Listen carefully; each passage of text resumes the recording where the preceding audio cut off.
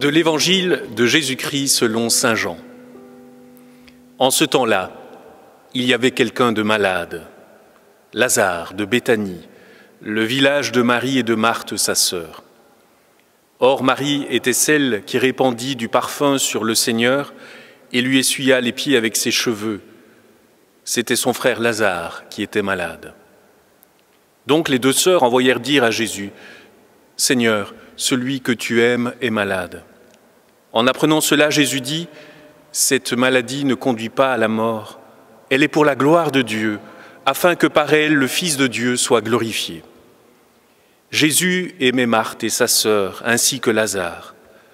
Quand il apprit que celui-ci était malade, il demeura 2 jours encore à l'endroit où il se trouvait. Puis après cela, il dit aux disciples, « Revenons en Judée. » Les disciples lui dirent, « Rabbi, tout récemment, les Juifs là-bas cherchaient à te lapider et tu y retournes. » Jésus répondit, « N'y a-t-il pas 12 heures dans une journée? Celui qui marche pendant le jour ne trébuche pas, parce qu'il voit la lumière de ce monde. Mais celui qui marche pendant la nuit trébuche, parce que la lumière n'est pas en lui. » Après ces paroles, il ajouta, « Lazare, notre ami, s'est endormi, mais je vais aller le tirer de ce sommeil. » Les disciples lui dirent alors, « Seigneur, s'il s'est endormi, il sera sauvé. » Jésus avait parlé de la mort. Eux pensaient qu'il parlait du repos du sommeil. Alors il leur dit ouvertement, « Lazare est mort, et je me réjouis de n'avoir pas été là à cause de vous, pour que vous croyiez. Mais allons près de lui. » Thomas, appelé Didyme, c'est-à-dire jumeau, dit aux autres disciples, « Allons-y nous aussi pour mourir avec lui. » À son arrivée, Jésus trouva Lazare au tombeau depuis 4 jours déjà. Comme Béthanie était tout près de Jérusalem, à une distance de 15 stades, c'est-à-dire une demi-heure de marche environ, beaucoup de Juifs étaient venus réconforter Marthe et Marie au sujet de leur frère. Lorsque Marthe apprit l'arrivée de Jésus, elle partit à sa rencontre, tandis que Marie restait assise à la maison. Marthe dit à Jésus, « Seigneur, si tu avais été ici, mon frère ne serait pas mort.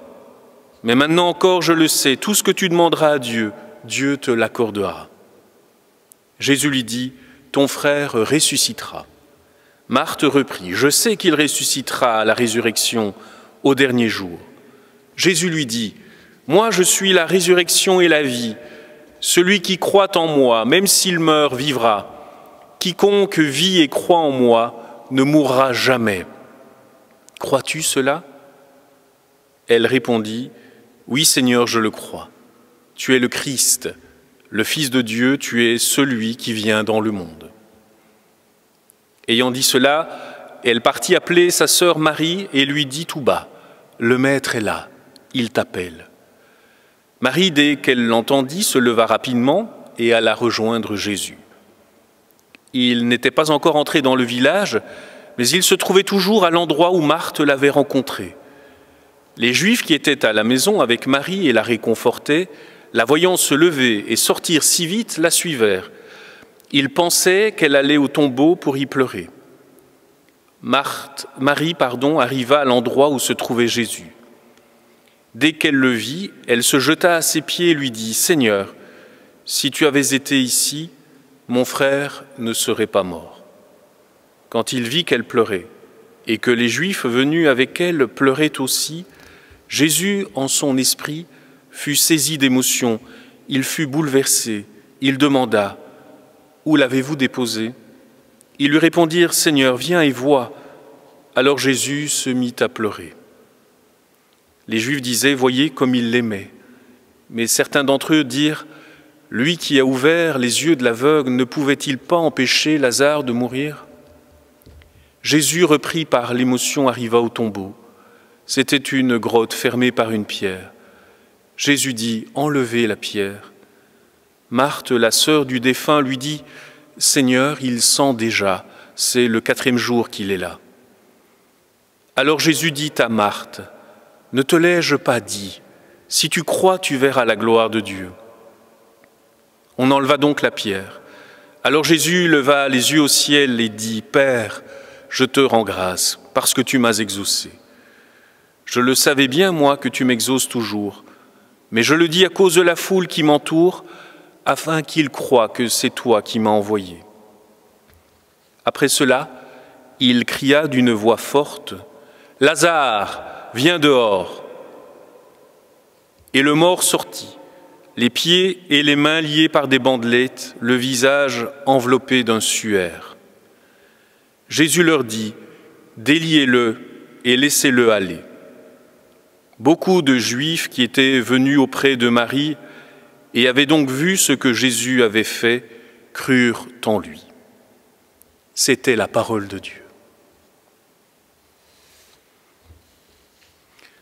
Comment lire un passage d'Évangile en cette période tout à fait particulière et pour beaucoup angoissante? En apportant devant le texte les préoccupations qui sont les nôtres, afin de voir comment le texte réagit. C'est à cette condition que le texte de l'Évangile, surmontant son opacité originelle, peut redevenir parole vive, parole parlante, s'adaptant à notre situation pour nous offrir une compréhension nouvelle de ce qui nous arrive. Nos préoccupations sont globalement au nombre de 3. Concernant le Covid-19, au sujet du confinement et enfin concernant l'après-confinement. En rapport à la première préoccupation, Jésus, dans le récit de ce jour, parle d'une maladie qui ne mène pas à la mort, mais qui servira à manifester la gloire de Dieu et celle de son Fils.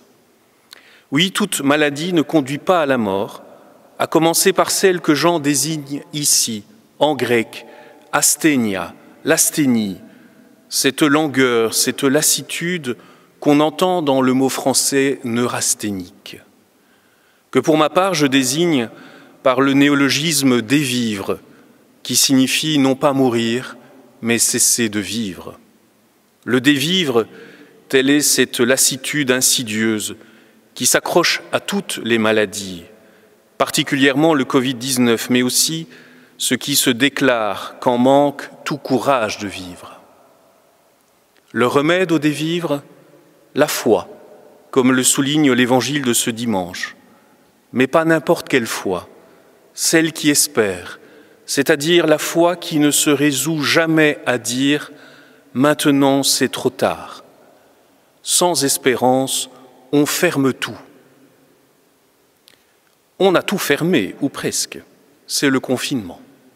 On se confine chez soi pour respecter d'évidentes règles sanitaires, mais on se confine aussi parce qu'on a peur. Et à la peur du danger extérieur s'ajoute la peur de rester à l'intérieur, la claustrophobie. Quand on se confine par peur, le lieu qu'on habite finit par ressembler à un mausolée, un tombeau. On y vit, que dis-je, on y dévie de manière sépulcrale, hébété, démoralisé et comme absent à soi-même et aux autres. Et à la longue, comme Lazare, on finit par sentir la peur, par sentir la mort de la lassitude de vivre. Le remède à l'épreuve du confinement, déliez-le et laissez-le aller. Quand le corps est confiné, il n'y a qu'une chose à faire, délier notre esprit. Cet esprit que nous tenons le plus souvent en laisse, le voilà qui aspire à la liberté. Laissez-le aller, vagabonder, respirer, réfléchir, méditer, prier, jouer, écouter, penser à nouveau frais, imaginer. Faites feu de tout bois pour donner à votre esprit de la hauteur, de la profondeur.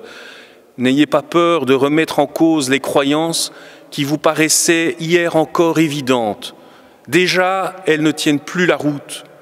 Ce dont nous aurons besoin pour la vie d'après, c'est d'esprits déliés, vraiment libres.